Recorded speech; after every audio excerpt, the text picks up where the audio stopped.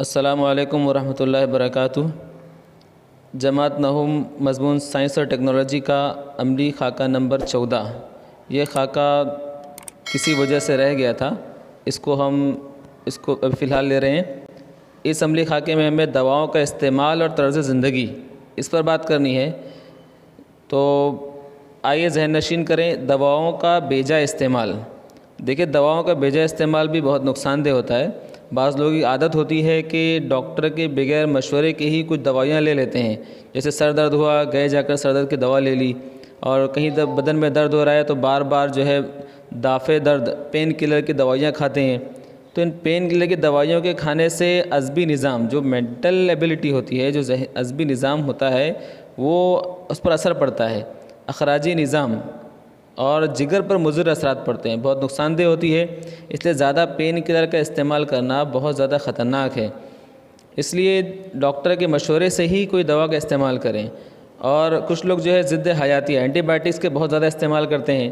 اب اس کے زیادہ استعمال کی وجہ سے متلی آتی ہے، پیٹ میں درد ہوتا ہے، پتلے جلاب ہوتے ہیں، جسم پر پھنسیاں ہوتی ہیں، زبان پر سفید دبے وغیرہ ہو سکتے ہیں۔ اس لیے بہت کوشش یہ کی جائے کہ اگر آپ کو کوئی ایسی درد یا کوئی بیماری لگ رہی ہے تو کوشش کیجئے کہ تھوڑی سی جو ہماری ضرورتی اشیاء کے ذریعے سے جو علاج کر سکتے ہیں اس کو کیجئے، اور دواؤں کے استعمال کو تھوڑا سا اوائڈ کیجئے، اس سے بچنے کی کوشش کیجئے۔ بہت زیادہ تکلیف ہونے لگے تب دوائیوں کی طرف جائیے، اور وہ بھی ڈاکٹر کے مشورے سے، نہ کہ اپنی رائے سے۔ ہم خود اپنی رائے سے کوئی دوائی استعمال نہ کرے تو بہتر ہے۔ اب اس میں دیا جنرک ادویہ، جنرک میڈیسنز۔ اب جنرک میڈیسنز کیا ہوتی ہے کہ یہ بھی عام دوائیں، بھی ان کو ہم عام دوائیں کہہ سکتے ہیں۔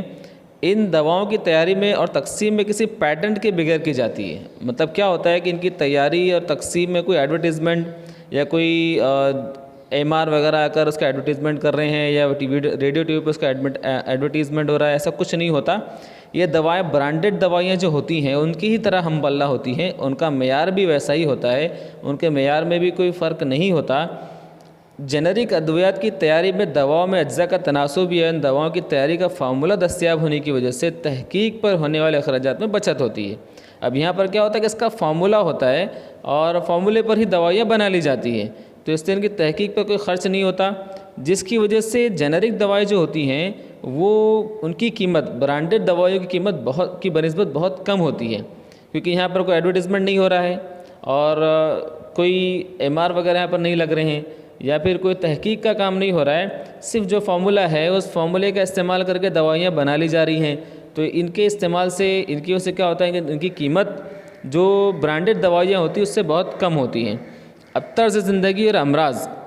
اب بدلتے طرز زندگی کی وجہ سے بیمار ہونے کے امکانات بہت زیادہ بڑھ گئے ہیں۔ آج کل ہمارا طرز زندگی بہت بدل گیا ہے۔ اب جیسے دیکھیے، لاک ڈاؤن کے اندر ہی اب بہت سارے گھروں کا یا بہت سارے لوگوں کا یہ معمول بن گیا ہے کہ رات میں 2-3 بجے تک جاگتے ہیں اور صبح میں 11-12 بجے تک کے سوتے رہتے ہیں۔ تو ایک طرز زندگی بدل گیا، تو اس کی وجہ سے بھی بہت سارے بیماریوں کے امکانات بڑھ جاتے ہیں۔ اسے روکنے کے لیے مناسب طرز زندگی اختیار کرنا نہایت ضروری ہے۔ اس کے لیے مناسب نیند بھی اللہ نے ہم کو ایک وقت دیا ہے، رات سونے کے لیے بنائی ہے، دن جاگنے کے لیے بنایا ہے۔ اب ہم اس نظام میں اگر تبدیلی کریں گے، رد و بدل کریں گے، تو ظاہر سی بات ہے اس کا اثر ہمارے جسم پر پڑے گا۔ اب اللہ کا نظام ہے، اس میں مداخلت کریں گے، اس کو تبدیل کریں گے، تو اس کا نقصان ہمارے بدن پر پڑے گا، اور بہت ساری بیماریاں اس سے لاحق ہوگی۔ اس لیے سونے کے وقت پر سونا اور جاگنے کے وقت پر جاگنا یہ بہت ضروری ہے۔ لیکن آج ہم نے اپنی طرز زندگی کو بدل کر بہت سارے نقصانات پیدا کر دیے ہیں۔ اب اس کے علاوہ مناسب غذا کے ساتھ ساتھ صحیح غذا بھی ہماری صحیح ہو، کھانا بھی صحیح ہو۔ فاسٹ فوڈ وغیرہ اور بازار کی چیزیں کھانا، ہوٹلوں میں جا کر کھانا، بہت زیادہ مسالے والے اشیاء کھانا، یہ بھی بہت ساری بیماریوں کی جڑ ہو سکتی ہے۔ اس لیے غذا ہماری صحیح ہو۔ مراقبہ اور ورزش کرنا ضروری ہے۔ مراقبہ، اس کو میڈیٹیشن بولتے ہیں، اور ہم سب جانتے ہیں کہ ہمارے اسلام کے اندر مراقبہ بھی ایک اہم جز ہے کہ ہم تھوڑی دیر بیٹھ کر اللہ کو یاد کر لیں، خاموشی سے اپنے دل و دماغ کو بالکل سکون دیں۔ یہ بہت ضروری ہے کہ اللہ کی یاد میں، مراقبہ کے کرنے میں، اس کی وجہ سے ہمارے اندر سے بہت سارے امراض کے ختم ہونے کا ذریعہ ہوتا ہے۔ یہ بھی ایک بہت بڑا ذریعہ بنے گا یہ بھی۔ تو مراقبہ کرنا اور ورزش کرنا، اور اسی طرح وہی ورزش کرنا چاہیے جو آپ کا جسم برداشت کر سکتا ہے۔ ایسا نہیں ہے کہ ورزش کے نام پر 2 گھنٹے تک کے جم خانے کے اندر وزن اٹھائے جا رہے ہیں، اور بعد میں جب اس کی ورزش چھوڑ دی جاتی ہے تو اس پر جسم کے اوپر بہت برے اثرات پڑتے ہیں۔ ایک لمٹ میں، ایک حد میں ورزش کرنا جس کو ہمارا جسم برداشت کر سکتا ہے۔ ٹیکہ اندازی، ویکسینیشن، امراض سے تحفظ کے لیے ٹیکے لگوانا بہت ضروری ہے۔ ہم مرض سے بچنا چاہتے ہیں تو اس کے لیے ہمیں ٹیکہ لگانا پڑے گا۔ اپنے قریبی اسپتال سے ٹیکہ اندازی کا چارٹ حاصل کیجیے، اس کا مطالعہ کیجیے کہ کب کون سی عمر کے اندر کون سا ٹیکہ لگانا چاہیے، تاکہ اس مرض سے ہم بچاؤ کی ہمارے اندر استعداد پیدا ہو سکے۔ اور آگے لکھیے، آئیے مشق کریں، ذیل کے سوالات کے جوابات لکھیے۔ آپ کو معلوم غیر متعدی امراض کے نام لکھیے۔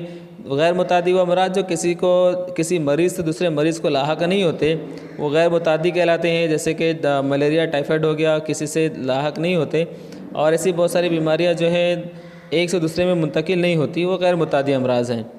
اب قریب کی دواؤں کی دکان پر جا کر چند جنرک دواؤں کے نام حاصل کیجیے۔ تو ہم کو معلوم کیجیے کہ ہمارے علاقے میں جنرک کی جو میڈیکل ہے یا میڈیسن کہاں ملتی ہے وہ معلوم کیجیے، یا میڈیکل پر جا کر پوچھیے جنرک دوائیاں ہیں کہ نہیں ہیں، ان کے نام معلوم کیجیے، اس کو لکھیے۔ انٹرنیٹ کی مدد سے کینسر پر جدید تشخیص اور علاج سے متعلق معلومات حاصل کیجیے۔ آپ انٹرنیٹ پر جائیے، how to treat the cancer, what are the treatments of cancer, یہ آپ لکھ کر ڈالیے تو انشاءاللہ آپ کو بہت ساری معلومات اس کے تعلق سے، علاج کے تعلق سے آپ کو معلوم پڑ جائے گی۔ اسے ڈھونڈیے اور اس کو لکھنے کی کوشش کیجیے۔